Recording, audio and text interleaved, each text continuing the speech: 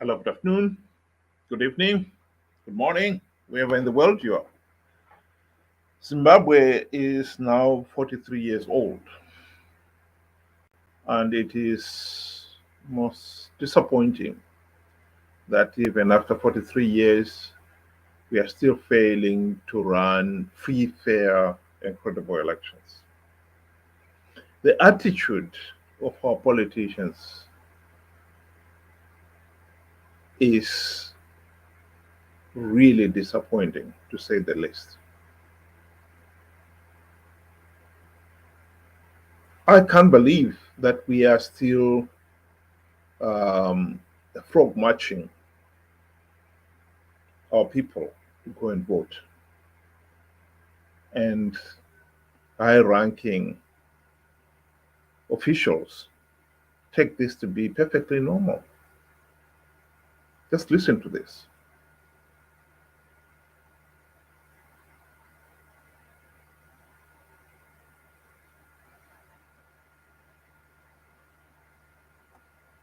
Your Excellency, meetings that we have been having with the traditional leadership, that is the chiefs, headmen, and village heads, we got an assurance that when we go for the elections, come July or August, you say you're the only one who knows the date. Give a date you're going to give us. It's irrelevant point and say it goes this way. Zero people are not told. That's the church everybody. Some who are not going to tell you that you are going to put the river back some photo back I saw the photo of Priscilla. When the order arose, I saw because we want to take stock and want to know as to whether one wanted to one another is being adhered to. So we rest assured that we are going to have a clean sweep in this part of the country, national and west. This is from Vice President Mohadi boasting that village heads would be frog marching their rural people in their village to go and vote come voting day. He's not the first one to say this. In his audience there, when he was talking of Your Excellency, he was addressing President Emerson Mnangagwa. He himself has boasted of exactly the same thing, that Zanu PF is going to frog march voters with the village head in the front of the queue, the people behind him, and behind them, the Zanu PF operative, the Zanu PF chairperson or war veteran or one of those Zanu PF operatives, to make sure that people go and vote. And in his posting, he said that forget about your vote is your secret. We know, we will know who you voted for. And the mechanism is there. In 2008, Zimbabwe had a constituency voters roll. And in each constituency is about 30,000 people or so, and had 10 polling stations. Anyone could vote in any one of those 10 polling stations.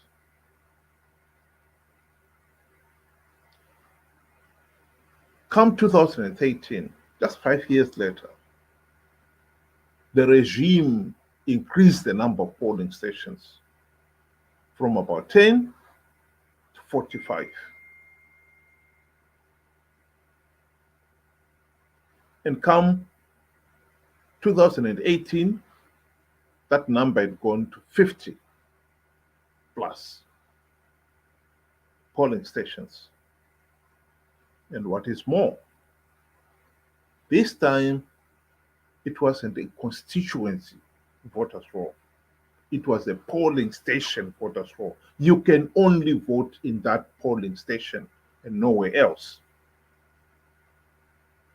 And so it is easy to see how the regime is therefore able to tell whom you voted for. For the sake of argument, even if we say 500 or so people are in each polling station, the Zanu PF operative, particularly in the rural area, would come from that area. They would have that voters roll. They would know those people. But even if they don't, take for the sake of argument, half of the people vote for Zanu PF and the other half for the opposition. Their operative would be able to look at the 500 voters and be able to say with a fair degree of accuracy who voted for Zanu PF and who did not. So your vote is no longer your secret. And Mnangagwa boasted about it. He was talking of the only thing that has no track record is death. But for the voters, we will know where you came from and whom you voted for. We started before independence. The slogan then was one man, one vote. And now, after independence, even 45 years after independence, we are still frog marching our people to vote for a particular party. This is tragic. We really have no respect for the right and dignity of our citizens. And what is more, the right to vote is more than just a right. It is the very foundation, the essence of good governance. Zimbabwe is stuck in this economic and political mess because we failed to hold free, fair, and credible elections. That is the problem. That is the basic problem in Zimbabwe.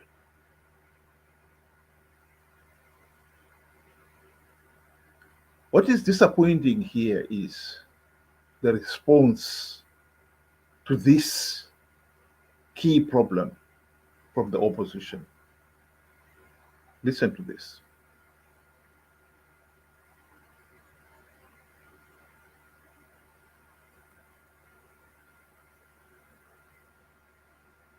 This is Nelson Chamisa, the leader of Triple C, the main political opposition in Zimbabwe. When they talk of time, Zimbabwe is yellow. Everyone is clear, including the Zanu PF. Look at the Zanu PF primaries. Half of the people who participated in the Zanu PF primaries are ours. We're very active and very present. And of course, we deploy our own. And we are here. What do you mean the candidates are yours or? No, I'm saying the people who voted. And why would you have your members voting in a Zanu PF primary election? But it's a free country. They try to also vote in ours. We just stop them.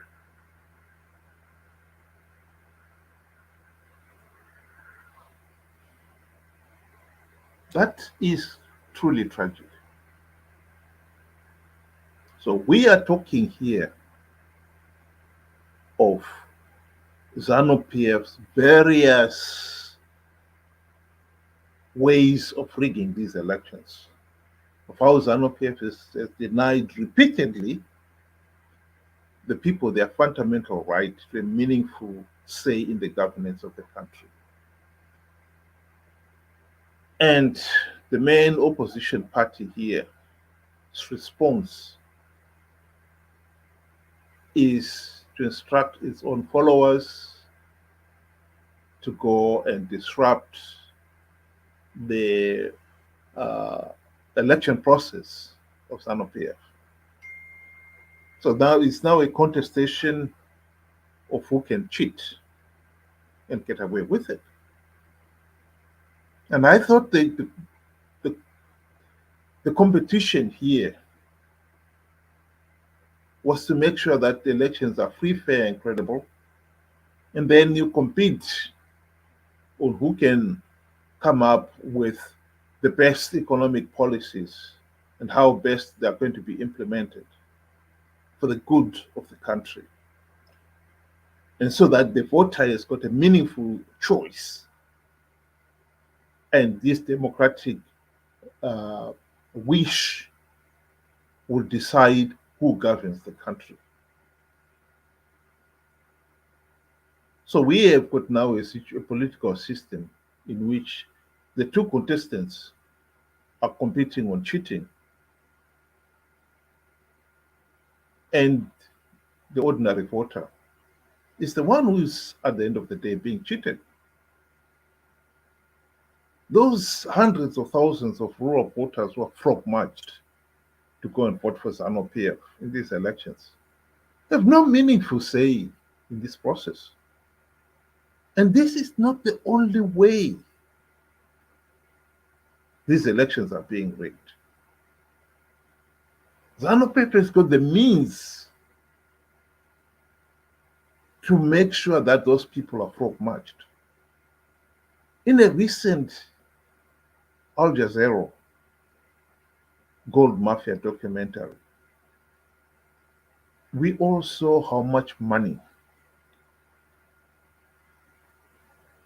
Zanu PF is getting from all this looting. And is using some of that money to buy these village heads, to buy the chiefs, to buy the war veterans who are then responsible for frog marching these people. The party is also using some of that money to buy officials in SEC, the CIO, the judiciary, and the real loser all the time is the ordinary Zimbabwean. I have often referred to this problem of the opposition participating in these flawed elections. I would like to refer to it again. Nelson Chamisa and his MDC friends came on the political stage in 1999 on the promise that their party, the Movement for Democratic Change, would deliver democratic changes designed to stop Zanu PF rigging the elections. In 23 years, they failed to implement even one meaningful democratic change. Not even one.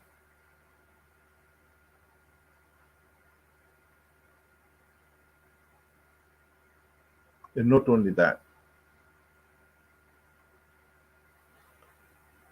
after failing to implement the democratic changes, they've been participating in these flawed elections, knowing fully well that they're flawed, knowing fully well that participating will only give Zanu PF legitimacy.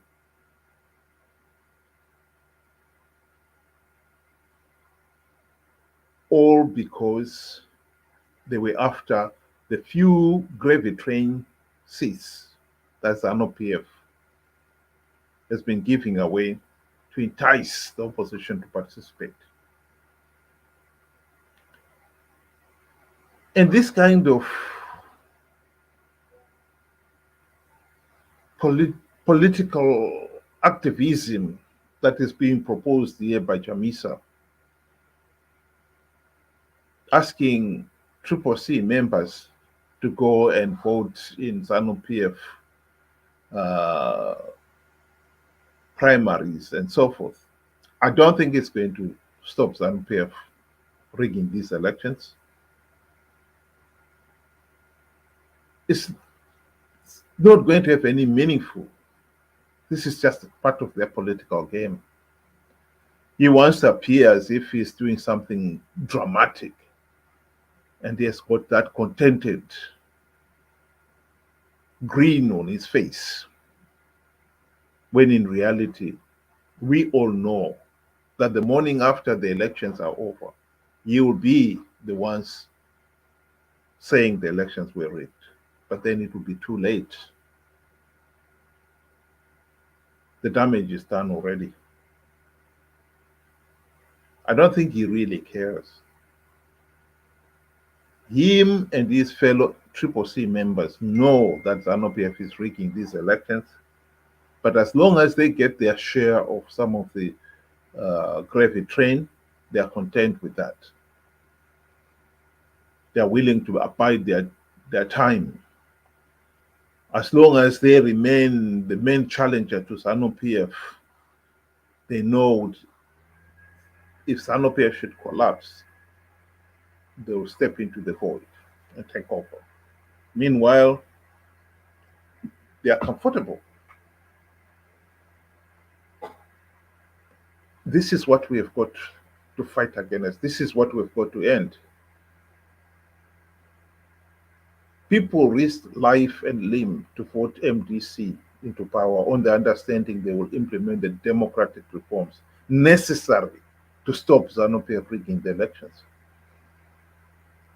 What we are seeing now is just a circus.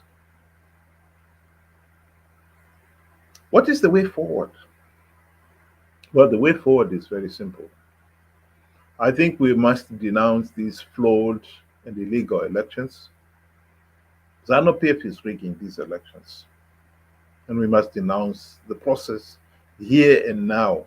We do not have to wait until voting day. We must also denounce Nelson Chamisa and company for selling out on reforms. They had the golden opportunity to implement the reforms, they did not.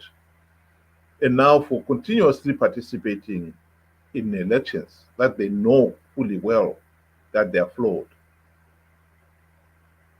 just for the sake of the few gravy train seats that Zanu PF gives away.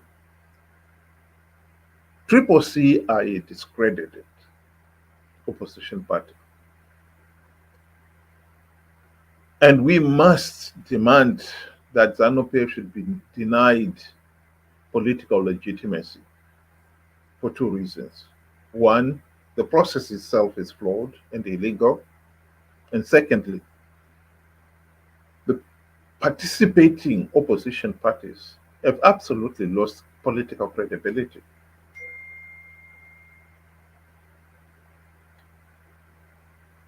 Denying Zanu PF political legitimacy will get us back to the situation we were in 2008, when SADC forced Zanu PF to sign the global political agreement which gave rise to the GNU. We want a new GNU. The subtle difference this time is that we would want competent and focused men and women in that GNU who will implement the democratic reforms to ensure future elections are free, fair, and credible. Reforms and free elections is the key to get us out of this political and economic mess we are stuck in. Just because Zanu PF and MDC failed to implement even one meaningful reform during the GNU does not mean that we don't need the reforms. We need them. And it does not mean that the reforms are complex and difficult. They are not. They are not rocket science. It's just that neither Zanu PF nor MDC had the political will to implement them. That was the problem. That was the only problem. We can implement these reforms, and we must implement them. But our starting point is to make sure that Zanu PF does not get political legitimacy at the end of these flawed and illegal elections. Food for thought. Thank you and good night.